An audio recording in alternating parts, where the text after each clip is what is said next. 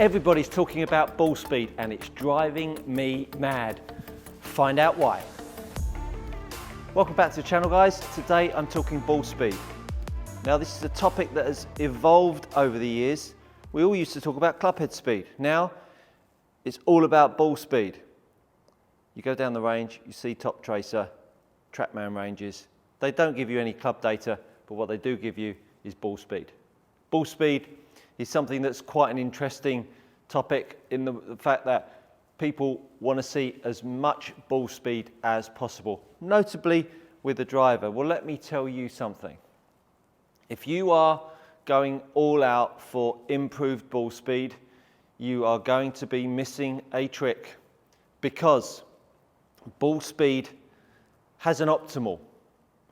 And what I mean by that is that if your ball speed is suddenly unfashionably high, you might be doing something that is going to actually make you play worse. And that's really, really important for you to appreciate.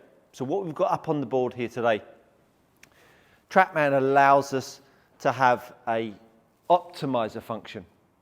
On the right hand side, it's got all of the ingredients that go into detailing the optimized performance of a golf ball in flight. We have three options. If you see up on the top left hand side here, it says mid trajectory. You can set that at low, mid or high. Obviously I'm going to select it for mid because we're looking for just a standard ball flight. Then across the optimizer function, we've got attack angle, spin loft, ball speed, launch angle, spin rate and height. I don't want to get too caught up into anything other than ball speed today, but I want you to understand the repercussions of increasing your ball speed. I'm going to do it with an iron, but it translates to a driver. On the bottom here, I've then got the club speed, the attack angle, the face to path, the ball speed and the launch angle. I'm going to make that just a little bit bigger for you. Boom! And just like that, it all goes a little bit bigger. So, on the bottom of the screen, we've got the club speed, which is an important factor as well. The more speed you produce, the more your golf ball will come alive. And therefore, ball speed has to go hand in hand with your club speed and the golf club you're using. Attack angle has an intrinsic link to the ball speed. The face to path has an intrinsic link to the ball speed. And because of these ingredients, it will change the launch angle, the launch characteristics of your 7-iron. The ball speed is therefore the value that people are giving their golf ball when they go down the range. And they'll go, oh, that was a good one. Oh, that was a bad one. Now, first of all, let's just talk about the object you're hitting down at the range. It is a golf ball that's probably been through the driving range system thousands of times. And because the ball is such low grade, you could have three balls hit exactly the same shot, and the ball will behave very, very different. And I was away on a trip the other day, and a chap was on the range lasering the flags to see how far they were. He was using range balls. He was then seeing how far he's gone, hitting the shot, ball lands by the 60, and in his brain, because he knew that that was 60 yards away, he started to calibrate and feel that that was a 60-yard shot and went to the 60-yard flag. Well, of course, who stands on the first makes the same feeling, and the ball then goes 78 yards because the golf ball he's using on the golf course is far different. You're better off on the range. Don't pay any attention to the distance, and don't pay attention to the ball speed. It's faulty. Unfortunately, you get absolutely nothing from it. Even, as I say, even on two identical swings, because the quality of the golf ball is so bad, you wouldn't be able to have an honest reflection. I think that's important to understand. Let's hit one. And we hit a standard 7-iron. And look, club speed, I'm trying to keep at the same pace, because if I don't keep the club speed at the same pace, it's very difficult to have an honest reflection on how these ball speeds change. So it's 7 a.m. and I'm a little cold, but we're going to try and keep the speed the same. Oh, goodness me. I'm not editing that one out. That was such a bad shot. That was full on almost pipe. There we go, okay. Bit left that one. All right, so I'm 85 miles an hour.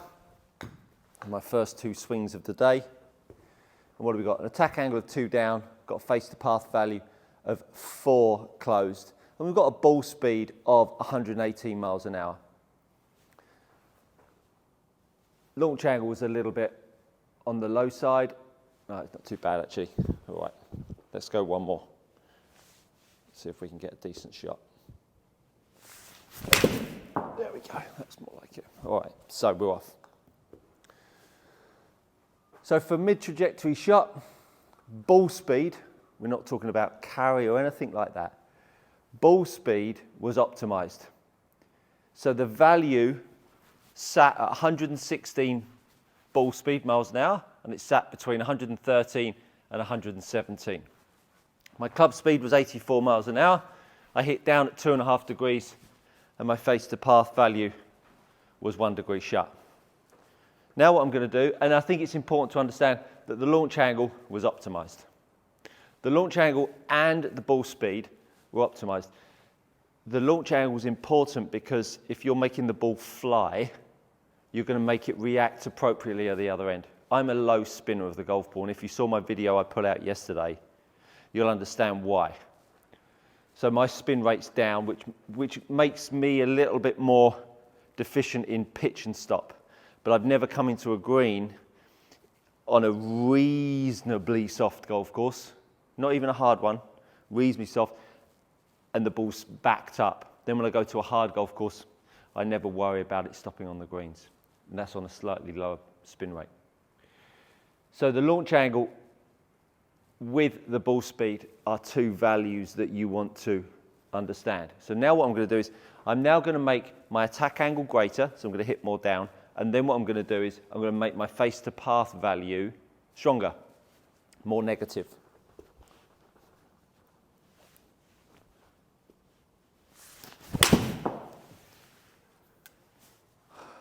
So now I've made my attack angle at 6 down.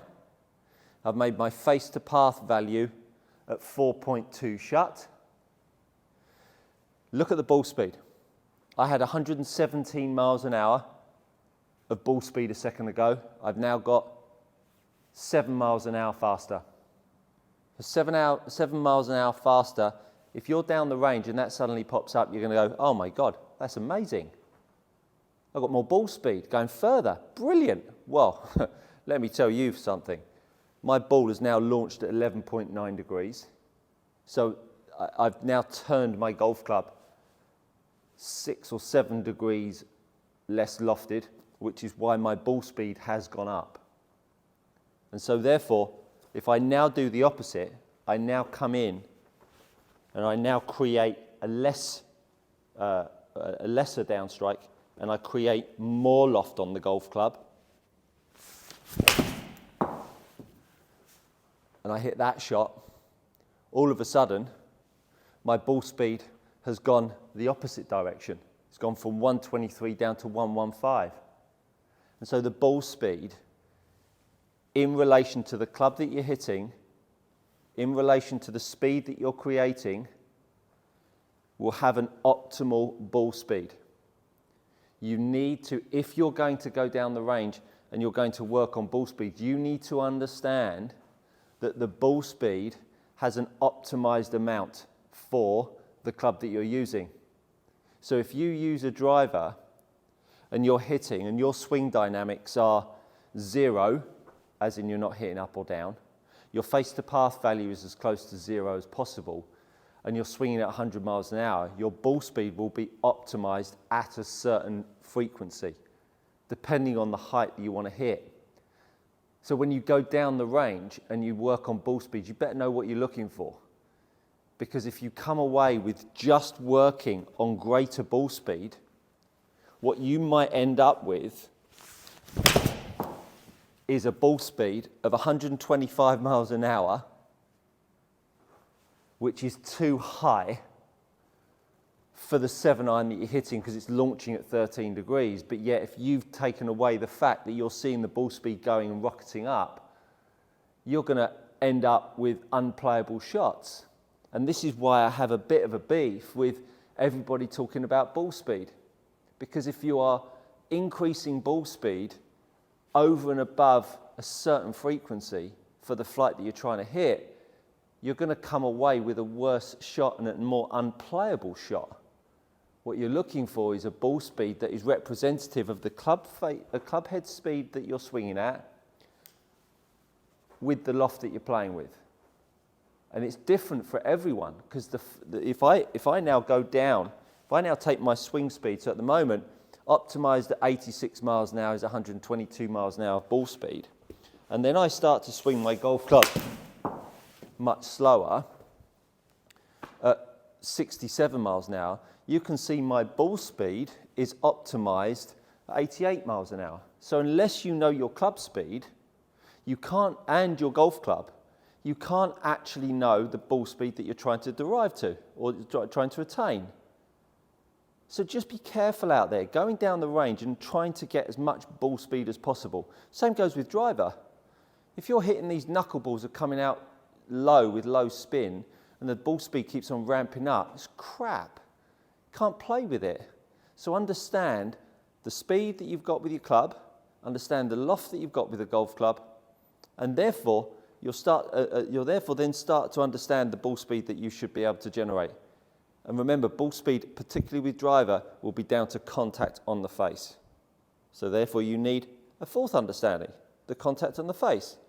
So please, when you're going down the range, understand that the balls you're using are useless, so that can't help you, which is why you need to practice. If you're going to practice in a facility that offers up proper golf balls with a good TrackMan or GC Quad, in an environment that allows you to have proper management or proper measurement of these variables.